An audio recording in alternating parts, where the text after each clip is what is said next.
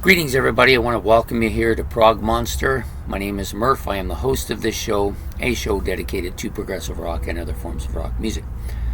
So we're back here Monday night on this lovely Monday afternoon. Pretty warm here in southern Ontario today. First time we've had some decent weather for a bit. And anyways, we're back here Monday night to do a look back at a classic rock album. Now, for those of you new and haven't seen me do this before, basically I choose an album that's greater than 15 years old, and I review it. Basically, it has to be at least a level 2, high level 2, level 1, or a masterpiece for me to do it. And I've chosen an album that I like quite a bit, and I actually was kind of surprised I hadn't actually done this album yet. It's Steely Dan's Pretzel Logic. I was pretty sure I had done it already, but apparently I have not done it. Sorry, I had it in the wrong spot there. There we go. Pretzel Logic. Yeah, definitely a New York look to it, eh? No pretzel machine there.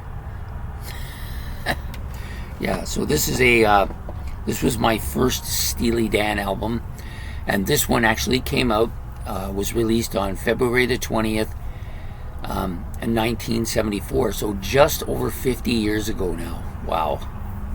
It was recorded at the Village Studio Recorder in West Los Angeles in California, and it's about 34 minutes or so in length, which is actually a little on the short side from what I usually like. I usually like them between 35 and 45 is optimal. This is a little bit shorter, but it's not bad.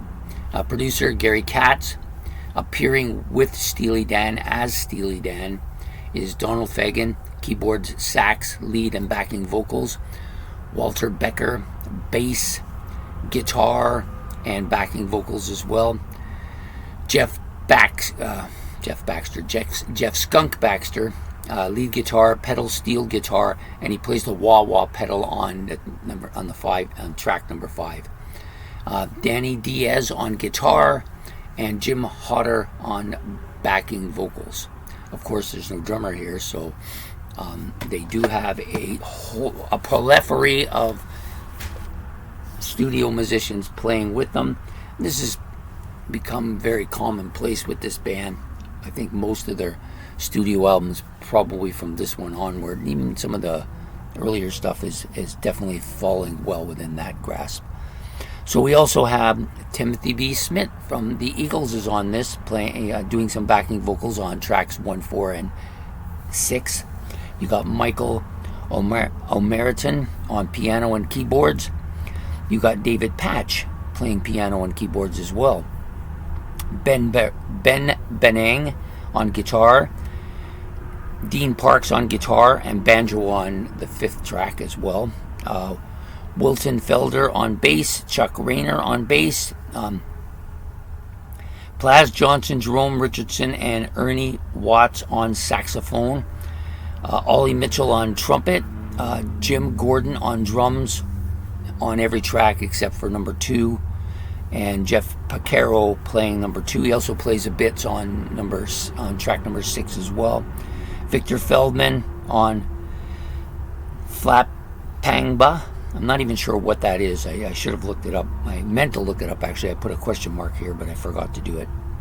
Percussion, and then you have Roger Nichols on the gong on track 5 at the end. The Flapamba,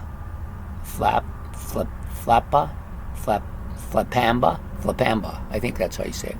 Flapamba is played on track 1 as well. So this is a strong Steely Dan album. Currently, when I first got it, I loved it. I thought nothing's going to be better than this from them. But the truth is that I like the first album better already. But this is still a really good album. For me, it's like a low level 1. Probably going to end up being a higher ranking eventually as it gets older with me. I've only been playing it about maybe 2.5 years, roughly. So it's still relatively new. Not that I didn't know some of the tracks on here from before, but I never actually owned this album at any point until a couple years ago. Of course, so I was attracted. First I thought, okay, I'm going to give Steely Dan a try based on the recommendations of some other YouTube sites. So I looked around and I was looking at the albums. I thought, okay, I know this number, Ricky, don't lose that number. So at least I got one right off the bat. So I decided to pick up this album, was my first one. So of course, Ricky, Don't Lose My Number, probably my favorite, or one of my favorite Steely Dan tracks. There's some stuff on the first album that I like quite a bit as well. Night by Night, this is a nice track, just it's a little poppy number, not too heavy, easy listening to. This whole album falls well within that easy listening to. Sometimes I just feel like something that's not too intense, not too overbearing, not too heavy, not too complex.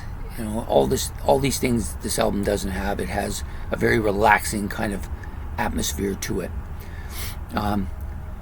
Any major dude will tell you this is kind of a quirky lyrics to it, but it's a catchy tune. To me, it's a little it's got a little bit of a jazzy feel to it too. Not too much of a jazzy feel, but a little bit. I just really like the lyrics on it. I like the storylines. Walter Becker and Donald Fagen really good at writing those quirky lyrics, I think. Berrytown. This was a track I didn't really care for initially, but after playing the album over and over again, it's become one of those songs I like it a lot. It's kind of catchy, kind of memorable. Then you got East St. Louis Toodle. This one is one of the songs that maybe I don't listen to or remember as well. Parker's Band, another decent track. Through with Buzz. Not a bad track either. Then you got Pretzel Logic, which is the title track of the album. It also says roasted chestnuts and peanuts. Yeah, remember these things used to come through your town? Yeah, so I like this track a lot as well. With a Gun, really catchy track. Nice storyline. So atypical of what it's like to live in a city where guns are permitted and people are killing each other regularly. Charlie Freak, another decent track. And then it ends off with Monkey in Your Soul, another really good track. Overall, I find this album to be, sorry, my nose seems to be watering today. I'm not really sure why. I don't have a cold or anything. Anyways, the things I like best about the track, lots of different sounds on it, because there's so many people playing on this album. Little quirky noises here and there, little add-ons that add some kind of interesting sounds to the album. It's got a bit of a jazzy feel to it at times. And I'm not really a big jazz fan, but the way in which they're putting forth the jazz here, it's not. I think my problem isn't with the jazz so much, and I've slowly began to discover this, that I don't think it's with jazz music per se. It's the long jams I have a hard time with. Pretty much that's what it turns out to be. This use of the jazz here is really good. Lots of poppy numbers here. Lots of catchy beats. Pretty catchy lyrics too, I think. Walter Fagen's voice, I think, is great. I really... Walter Fagen. Sorry, Donald Fagen's voice. Walter wouldn't like to be known as Donald Fagen, I don't think. Anyways, Donald Fagen's voice, really good. Very memorable. One of those voices when you hear it on the radio, you know it's him. He just has such a... I wouldn't say it's a great voice, but it's very interesting and very different. And very medium range as well. Easy guy to sing along with. You don't have to stretch your vocals too much on him. Just really good. So this album, another catchy album by this band. If you like that mid-range kind of poppy stuff that has a little bit of complexity to it, some interesting sounds and some jazzy parts to it, and the lyrics are real catchy as well, you're gonna like this. I didn't know that I would like Steely Dan so much until I bought this. I think they're a band too that, they've got some radio stuff that you can listen to, and I have listened to their radio stuff quite a bit. But I think the deeper cuts are actually better than their radio stuff. So there's a lot of stuff that you don't get on the radio that are on this album that if you like this, you're going to find lots of stuff here to appreciate. Anyways, today, Steely Dan, Pretzel Logic. If you like this video, please hit the like and subscribe. Please, if you got any comments about the album or anything I've said, or anything about the channel, whatever you want to do, you can put it in the comment section below. Please don't forget to hit the notification bell so you don't forget, so you don't miss any of the upcoming videos. And we will see you next Monday night for another look back at a classic rock album. So have yourself a good day. Take care.